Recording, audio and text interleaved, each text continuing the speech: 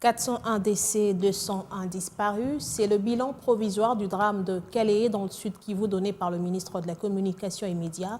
Patrick Mouyaya a peint un tableau sombre de la situation humanitaire qui prévaut dans cette partie de la province. L'équipe dépêchée par le chef de l'État a débuté les descentes sur terrain et les survivants de cette catastrophe seront relogés, a précisé le porte-parole du gouvernement. À la suite des éboulements des terrains consécutifs aux pluies qui se sont abattues, de maisons ont été détruites et emportées, des centres de santé, des écoles, ponts et autres édifices publics, un drame humanitaire sans précédent. Et comme je disais tout à l'heure, le week-end dernier, on parlait de 176 victimes, mais après les décomptes qui a été effectué parce que certains corps ont été ensevelis par la boue, on a compté 401 et plusieurs autres compatriotes sont portés disparus.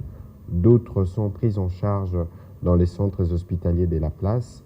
Le cas le plus urgent a été transféré sur Bukavu.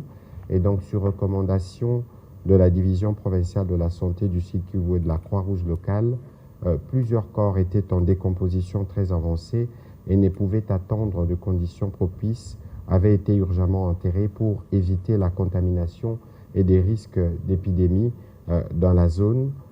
Et donc, les collègues du gouvernement qui sont partis sur place ont pris des dispositions pour que demain, on organise des obsèques dignes pour les compatriotes, pour 120 compatriotes qui doivent être enterrés demain.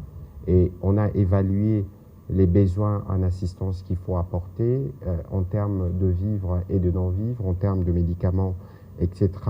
Le gouvernement qui est représenté sur place fera le point général de la situation parce qu'il est aussi prévu une assistance financière pour les familles qui sont éprouvées, mais aussi prendre des mesures notamment pour reloger les compatriotes qui ont été touchés par ces drames.